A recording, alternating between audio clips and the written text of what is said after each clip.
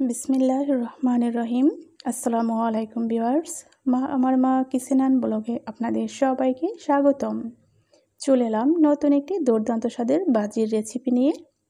তো আজকে আমি আপনাদের সাথে শেয়ার করতে যাচ্ছি একদমই একটি নতুন ভাজির রেসিপি। এই বরবটি আলুর রেসিপিটা আপনারা আমার সাথেই থাকুন, দেখতেই থাকুন। তো চিংড়ি মাছ দিয়ে আমি আজকে এই বরবটি আলুর দুর্দান্ত একটা ভাজি রেসিপি শেয়ার করতে যাচ্ছি। চলুন দেখা যাক পুরো প্রসেসিংটা। তো ওটা কেটে ধুয়ে পরিষ্কার করে নিয়েছি। এখন আমি চুলায় একটি প্যান বসিয়ে দিয়ে দিচ্ছি রান্নার রেগুলার সয়াবিন তেল। এখানে আমি 2 থেকে 3টি পেঁয়াজ কুচি এবং 5 থেকে 6টি কাঁচা ঝাল কুচি দিয়ে ভালো করে নেড়েচেড়ে এটাকে 1 থেকে 2 মিনিটের মতো একটু ভেজে নেব। ভিউয়ার্স, ভিডিওটি দেখার শুরুতে অবশ্যই একটি লাইক দিয়ে ভিডিওটি কন্টিনিউ করবেন। ভিডিওটি এতটুকু স্কিপ করবেন না, প্রথম থেকে শেষ অবধি পর্যন্ত দেখতে থাকুন, চ্যানেলের সাথেই থাকুন। তো এই পর্যায়ে যখন পেঁয়াজটা একটু ভাজা হয়ে গেছে তখন আমি চিংড়ি মাছ দিয়ে সামান্য পরিমাণ লবণ এবং সামান্য পরিমাণ হলুদ দিয়ে এটাকে নেড়েচেড়ে ভালো করে ভেজে নেব। চিংড়ি মাছটা পেঁয়াজের সাথে ভেজে নিলে একটা দুর্গন্ধ আসার ছিল, সেটা আর আসবে না, খুব একটা ভালো লাগবে। এভাবেই আমি 1 থেকে 2 মিনিটের মতো ভেজে নেব। ভিউয়ার্স, আপনারা আপনাদের মূল্যবান মতামত কমেন্টের মাধ্যমে জানাতে একদমই ভুলবেন না এবং সুন্দর সুন্দর কমেন্ট করবেন। তো এ পর্যায়ে আমার চিংড়ি মাছ পেঁয়াজ ভাজা হয়ে গিয়েছে। এখন আমি যে আলুগুলো কুচিয়ে রেখেছিলাম এবং এই যে বরবটিগুলো কুচিয়ে রেখেছিলাম ওগুলো প্যানের মধ্যে আমি দিয়ে দিচ্ছি। ভালো করে নেড়েচেড়ে কষিয়ে নিচ্ছি, দেখতেই পাচ্ছেন। ভিউয়ার্স, আপনারা অনেকেই ভিডিওর সম্পূর্ণ দেখেন, আবার অনেকে স্কিপ করে দেখেন।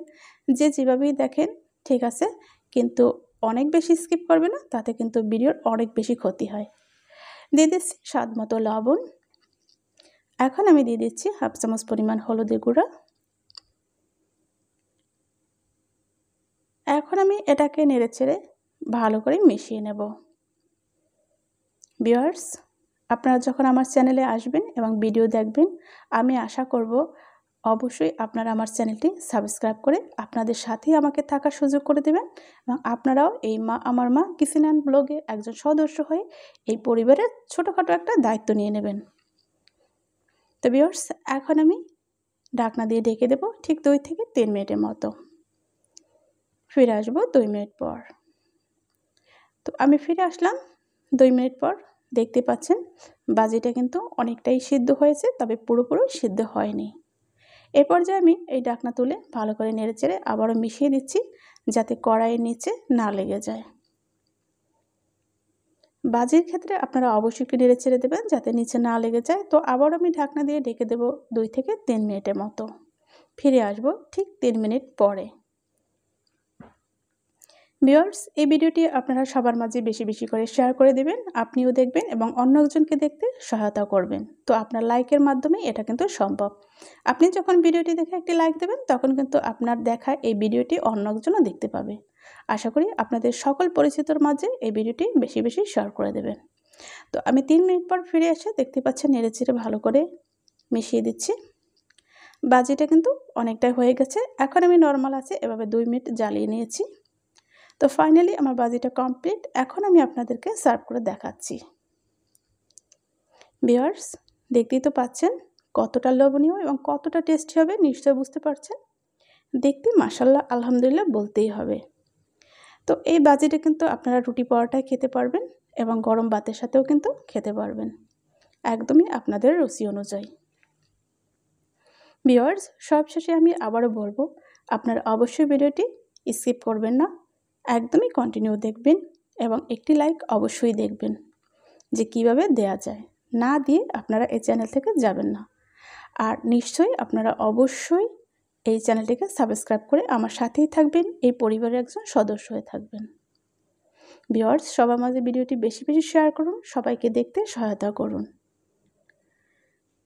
তো সবাই ভালো থাকুন, সুস্থ থাকুন, সবার সুস্থতা কামনা করি। আর এত সুন্দর সুন্দর রান্না আপনাদেরকে উপহার দিচ্ছি, নিশ্চয়ই আপনারাও আমাকে সুন্দর সুন্দর কমেন্ট করে আমাকেও খুব বেশি খুশি রাখবেন। আর এই ভিডিওটি কেমন লাগলো, রেসিপিটি কেমন লাগলো তা অবশ্যই কমেন্টের মাধ্যমে জানাবেন। আমি আপনাদের কমেন্টের প্রতীক্ষায় রইলাম। আর এরকম নিত্য নতুন সুন্দর সুন্দর সহজ রেসিপি পেতে সবসময় চোখ রাখুন আমার মা কিচেন অ্যান্ড ব্লগে। সবসময়ের জন্য চেষ্টা করি খুবই সামান্য উপকরণ দিয়ে ঘরোয়াভাবে খুব সুন্দর সুন্দর রেসিপি আপনাদেরকে উপহার দেওয়ার জন্য। আশা করি আপনারা বুঝতে পারবেন। তো আজ এ পর্যন্তই। দেখা হবে আগামীতে নতুন কোনো রেসিপির সাথে, নতুন কোনো ব্লগের সাথে। সে পর্যন্ত সবাই ভালো থাকবেন, সুস্থ থাকবেন। আল্লাহ হাফেজ। আসসালামু আলাইকুম ওয়া রাহমাতুল্লাহি ওয়া বারাকাতুহু। আমি সবসময় আপনাদের জন্য দোয়া করি, আপনারা আমার জন্য সবসময় দোয়া করবেন। ইনশাল্লাহ আমি চাইবো আমার এই ছোট্ট পরিবারটা আপনারা বড় একটা পরিবারে পরিণত করুন। আমার খুশি, আপনাদের খুশি সবসময় ভাগাভাগি করে নেব। তো কোথা থেকে সবাই এই ভিডিওটি দেখলেন অবশ্যই জানাবেন। আজ তাহলে এখানেই বিদায় নিচ্ছি।